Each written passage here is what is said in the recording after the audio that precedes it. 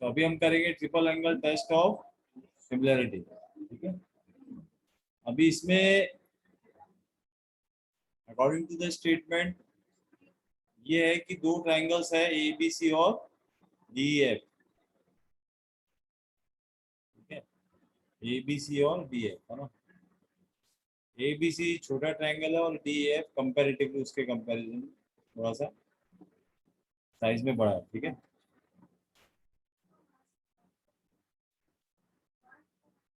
Now here this यहाँ पे जो तीन एंगल्स है ना, ए के करस्पॉन्डिंग एंगल डी है,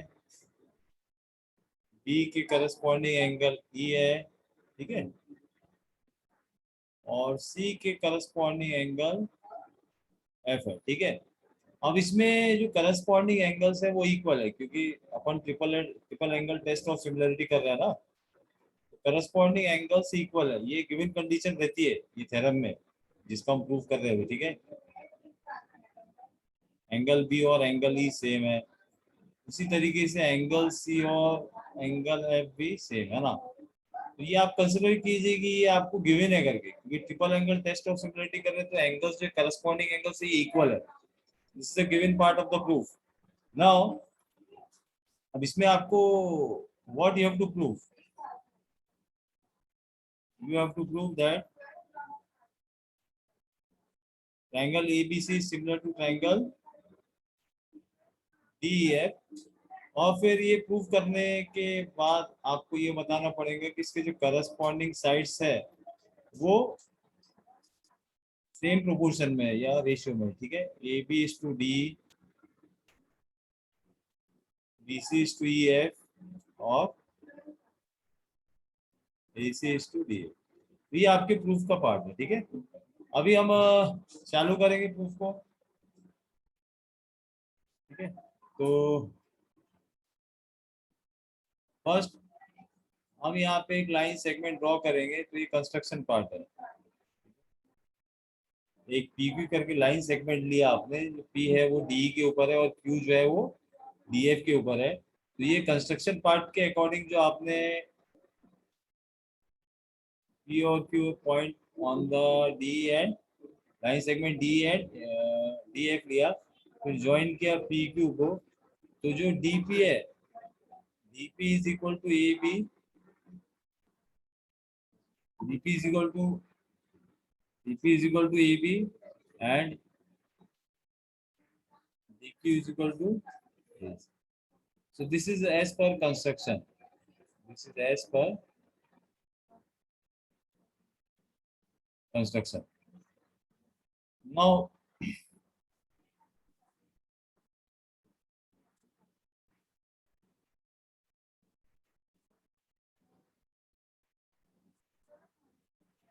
अब यहाँ पे जो गिवन है वो ये गिवन कंडीशन है कि करस्पॉन्डिंग एंगल्स इक्वल है, ठीक है।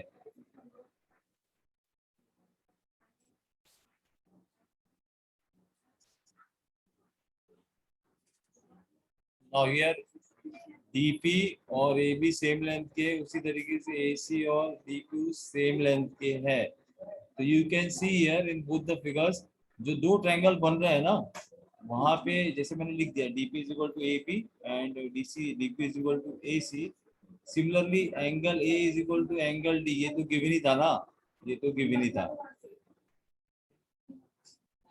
तो अभी जो आपके दो ट्रायंगल्स है ये ट्रायंगल्स कॉन्ग्रुएंट रहेंगे। दो ट्रायंगल्स कौन से, A B C is congruent to triangle D P Q, और इसका कॉन्ग्रुएंसी का जो क्राइटेरिया आएगा वो आएगा साइड एंगल ऑफ साइड। तो side angle side congruence criteria से ये दोनों ट्रायंगल्स कॉन्ग्रुएंट है, ठीक है। अब अगर ये दोनों ट्रायंगल्स कॉन्ग्रुएंट है तो मैं इनके करस्पॉन्डिंग एंगल्स इक्वल बोल सकता हूँ और करस्पॉन्डिंग साइड्स इक्वल रहेंगे, ये बोल सकता हूँ एज पर सीपीसीटी, ठीक है।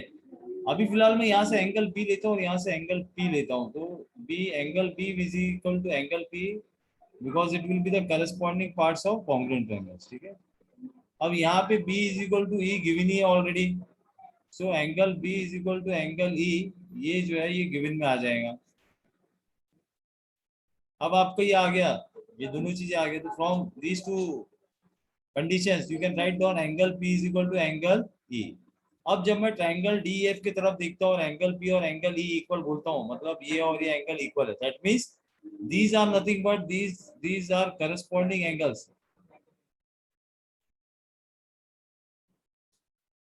these are corresponding angles और एंगल P और एंगल E corresponding angles है। इसका मतलब ये है कि PQ is parallel to EF और जो P है वो ट्रांसवर्सल का रोल प्ले कर रहा है वहां पे। Is it clear? ठीक है, इस तरीके से हो गया। अब PQ is parallel to EF and P is transversal हो गया। तो जब PQ is parallel to EF है, नाउ अगर PQ is parallel to EF और you are considering this triangle DEF, ठीक है? तो in triangle DEF when PQ is parallel to EF, so by using basic proportionality theorem, what you will write down?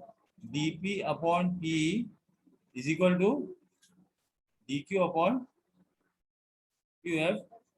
This is as per your basic proportionality theorem। ठीक है, यहाँ तक हो गया।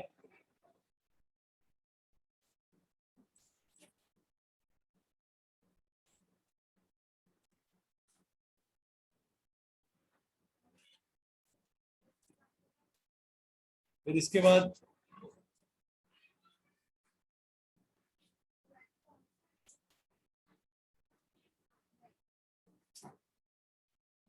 मैं इसको फर्स्ट कंडीशन बोल रहा हूँ या फर्स्ट इक्वेशन बोल रहा हूँ, ठीक है, जो मैंने बेसिक प्रोपोर्शनलिटी थ्योरम के हिसाब से लिखी। ठीक है, अब मैं आगे प्रोसीड करूंगा। ठीक है, तो गिवन वाला पोर्शन मैं रब कर रहा हूँ। ठीक है, और जो प्रूफ करना है वो भी आपको पता है, ABC similar to triangle DA, वो प्रूफ करना है। ठीक है, अब उसके बाद यहाँ पे जब आएंगे फर्स्ट कंडीशन को लेंगे अपन, है ना।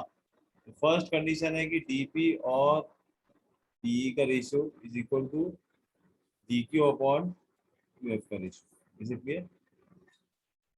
DP अपॉन,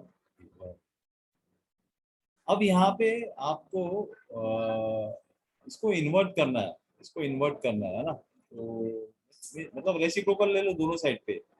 तो P इज टू DP का रेशियो और ये QF इज टू DQ का रेशियो। ठीक है, ये रेसिप्रोकल ले लिया। तो इसमें क्या करना, दोनों साइड में you will add 1 on both the sides of the equation, add 1 on both the sides। ठीक है, ये हो गया आपका P, ये हो गया DP, ये हो गया +1। ठीक है, यहाँ पे मैंने इन्वर्ट किया दोनों साइड है, या इक्वल रेशियो को इन्वर्टेड हो प्रॉपर्टी लगाया मैंने, या रेसिप्रोकल लिया बोथ द साइड का, ऐसा भी बोल सकते हैं। QF upon DQ +1। ठीक है, अब मैं इसके आगे बढ़ रहा हूँ।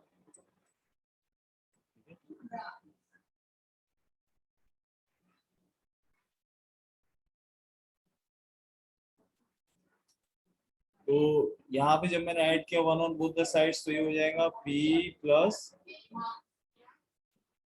DP अपॉन DP, और ये हो जाएगा QF plus DQ upon D। तो P प्लस DP का जो सम है वो मुझे देगा कि D, है ना, D अपॉन DP, और QF और DQ का जो सम है वो मुझे देगा DF अपॉन DQ, इस तरीके से। ठीक है,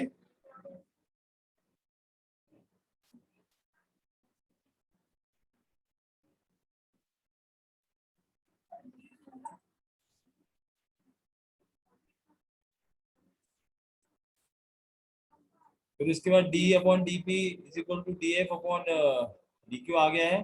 ठीक है, तो इसको अपन इन्वर्ट करेंगे, जैसे यहाँ पे भी अगर अभी इन्वर्ट किया तो ये हो जाएगा DP upon D is equal to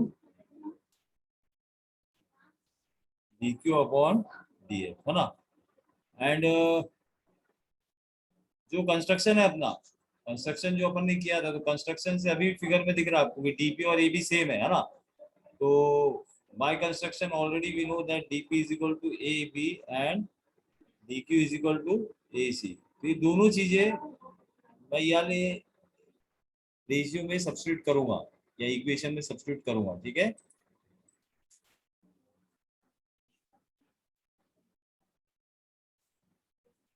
तो डीपी की जगह ए बी सब्स्टिट्यूट करूंगा मैं, और A B upon D is equal to D Q की जगह मैंने डाला ए सी, और ये हो जाएगा a c upon d f. Is it clear?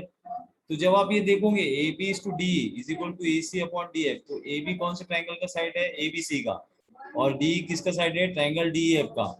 और ए सी कौन से ट्रायंगल का साइड है? ए बी सी का। और डी एफ कौन से ट्रायंगल का साइड है? ट्रायंगल डी एफ का। तो मुझे ये चीज यहाँ से समझ में आ गई है कि ये जो दो साइड्स के मैंने रेशियो लिया हो, ये these two sides are nothing but these two sides corresponds to triangle ABC and triangle DA। ठीक है, ये हो गया यहाँ पे। अब इसको मैं बोलता हूँ अभी सेकंड कंडीशन है, सेकंड इक्वेशन। ठीक है,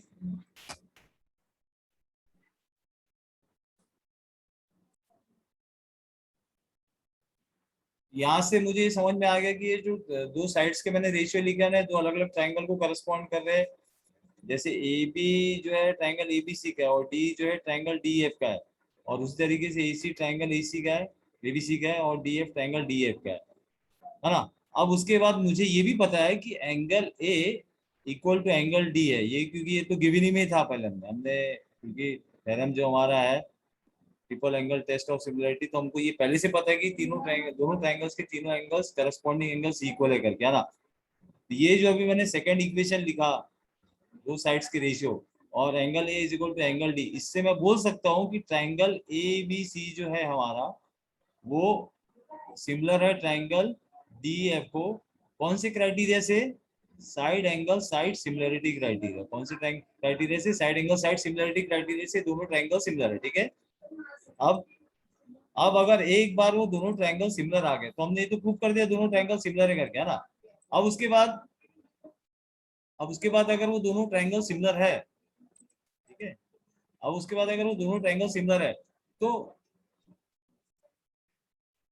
हमको पता है कि अगर दो ट्रायंगल सिमिलर है तो उनके करस्पॉन्डिंग एंगल्स इक्वल रहते, वो ऑलरेडी पहले गिवन कंडीशन है। और अब हमको यह प्रूव करना था कि उनकी करस्पॉन्डिंग साइड्स प्रोपोर्शन में रहेंगे, तो ए बी को करस्पॉन्ड करेगा डी, बी सी को करस्पॉन्ड करेगा ई एफ, और ए सी को करस्पॉन्ड करेगा D F. So this is how we have prove.